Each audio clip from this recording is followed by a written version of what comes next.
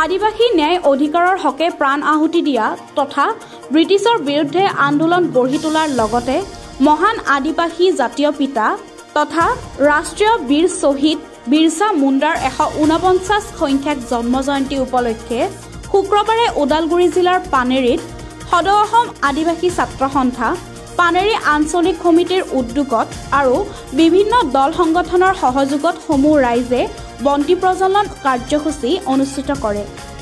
শ্বহীদ বিৰছা মুণ্ডাৰ জন্ম জয়ন্তীৰ দিনটোক ভাৰত চৰকাৰে জনজাতি কল্যাণ দিৱস হিচাপে ঘোষণা কৰাৰ পিছত প্ৰত্যেকখন ৰাজ্যক এই বিশেষ দিনটো পালন কৰিবলৈ আহ্বান জনোৱাৰ ফলস্বৰূপে বৰ্তমান সকলো ৰাজ্যই নিষ্ঠা সহকাৰে শ্বহীদগৰাকীৰ জন্ম জয়ন্তী উদযাপন কৰি আহিছে।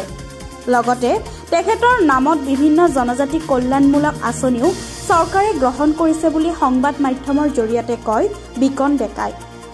বন্তি প্ৰজ্বলন তথা মহান শ্বহীদগৰাকীৰ প্ৰতিচ্ছবিত মালাৰ্পণ কাৰ্যসূচীত উপস্থিত থাকে ক্ৰমে সমাজসেৱক বিকন ডেকা, RSS ওদালগুৰি জিলাৰ সাধাৰণ সম্পাদক ধ্ৰুৱজ্যোতি বড়ো, পানেৰী আঞ্চলিক আক্ৰাছুৰ সভাপতি নয়নজ্যোতি ডেকা, পানেৰী আঞ্চলিক আচাৰ সভাপতি তিলক ৰোচন বাৰা, পানেৰী আঞ্চলিক আচাৰ উপদেষ্টা ৰাজা এক্কা, যুৱ সমাজসেৱক অৰ্জুন দৈমাৰী আৰু শিক্ষক ৰাজু তাঁতী, যুৱক সমাজসেৱক জিতেন শৰ্মা আৰু বিভিন্ন দল সংগঠনৰ বিষয়ববীয়াৰ লগতে বৃহত্তৰ পানেৰীবাসী ৰাইজ।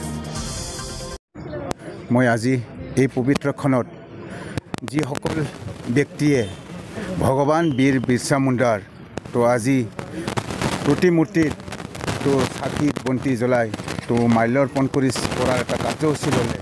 তো প্ৰথমতে মই তেখেতসকলক ধন্যবাদ দিব বিচাৰিছোঁ। তো বীৰ বিৰছা মুণ্ডা বুলি ক'লে আমাক সহজ ভাষাটো বুজোৱা হৈছিল আগতে। আচলতে বীৰ বিৰছা মুণ্ডা এজন স্বাধীনতা সংগ্ৰামী আছিল। তো আমি থুলমূলকৈ ইমানখিনিয়ে জানো, কিন্তু বীৰ বিৰছা মুণ্ডাক ভগৱান বীৰ বিৰছা মুণ্ডা বুলি কোৱা হয়। তেতিয়াহ'লে যদি ভগৱান বুলি কৈছে নিশ্চয় তাত কিবা এটা কাৰণ আছে। তো এই কাৰণটো যদি বিচাৰি যাওঁ, এই কাৰণটোৰ বিষয়ে যদি আমি জানিবলৈ যাওঁ, তেতিয়াহ'লে ইয়াত আচলতে তো বহুত কথাই আহি পৰে। বিৰছা মুণ্ডা অকল স্বাধীনতা সংগ্ৰামৰ কাৰণে ব্ৰিটিছৰ লগত যুদ্ধই কৰা নাছিল। তো বিৰছা মুণ্ডাৰ তো এজন খুব কম বয়সীয়া এজন স্বাধীনতা যোদ্ধা আছিল। তো সেই কথাটো আমি সকলোৱে জ্ঞাত। তো কিতাপতো পাইছোঁ বা যিকোনো ক্ষেত্ৰত তেখেতৰ বিষয়ে জানিবলৈ হ'লে আমি সিমানখিনি কথা পাওঁ। তো বিৰছা মুণ্ডাই যিটো কাম কৰিছিল, তো ভগৱান নাম লোৱাৰ নাম যিটো পালে, ইয়াত হয়তো ডাঙৰ কাম কৰিছিল। তো এই কামটো যদি আমি এনেকুৱা ভাষাত ক'ব বিচাৰোঁ, তো হয়তো মোৰ ভুল হ'লেও হ'ব, কিন্তু মই যিটো মোৰ চিন্তাধাৰা সেইটোৱে কয় যে প্ৰত্যেকটো জাতি জনগোষ্ঠীৰ প্ৰত্যেকটোৰে বা আমাৰ এটা জাতি যদি জীয়াই থাকিব লাগে, জীৱিত হৈ থাকিব লাগে, তেতিয়াহ'লে সেই জাতিটোৰ আত্মাস্বৰূপ আমি বুলি ক'লে সেই জাতিটোৰ সংস্কৃতিটোকে কোৱা হয়। সেই জাতি যি জাতিৰ ধৰ্ম সংস্কৃতি সুৰক্ষিত হৈ আছে, সেই জাতিটো আজি জীৱিত জাতি বুলি কোৱা হয়। তো যেতিয়া ব্ৰিটিছে ইয়াত আহিলে, ব্ৰিটিছে যেতিয়া আহি আমাৰ ভাৰতবৰ্ষত শাসনভাৰ মানে ক'লে, তেতিয়াতো আমাৰ গোটেই জনজাতিৰ ক্ষেত্ৰত জনজাতি মানুহখিনিৰ মাজত বা জনজাতি সমাজত ই আদিবাসীয়ে হওক বা অন্য যি জাতি জনজাতিয়ে নহওক, সেই মানুহখিনিক বিশেষকৈ টাৰ্গেট কৰি লৈছিল ব্ৰিটিছে। তো মই আজি এই জনজাতি কল্যাণ দিৱসত যিটো ভাৰত চৰকাৰে বিৰছা মুণ্ডাৰ জন্ম জয়ন্তীত ডিক্লেয়াৰ কৰিছে আৰু সেয়া পালন কৰি আহিছে, এই মুহূৰ্তত মই সকলোকে আন্তৰিক শুভেচ্ছা জ্ঞাপন কৰিছোঁ। যিহেতু বিৰছা মুণ্ডা ভাৰতবৰ্ষৰ এজন স্বাধীনতা সংগ্ৰামী আছিলে, লগতে এজন সমাজ তেখেতৰ যিখিনি অৱদান, সেই অৱদান কিন্তু আমাৰ নতুন প্ৰজন্মই বা ভাৰতবৰ্ষৰ অন্য ৰাজ্যৰ ব্যক্তিসকলে বা মানুহসকলে জানিব পৰা নাছিল। এইটো এটা ষড়যন্ত্ৰ বুলিয়েই ক'ব লাগিব।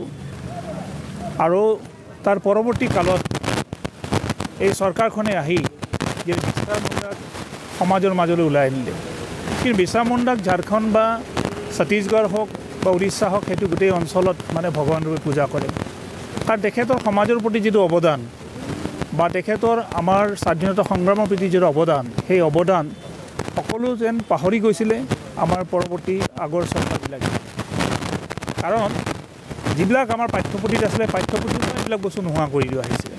আৰু এতিয়া সেইবোৰ সেইকাৰণে সংযোজন কৰা হৈছে যাতে সকলোৱে অৱগত হ'ব পাৰে। কাৰণ প্ৰতিজন মানুহৰ অৱদানৰ দ্বাৰা ভাৰত স্বাধীন হৈছিলে।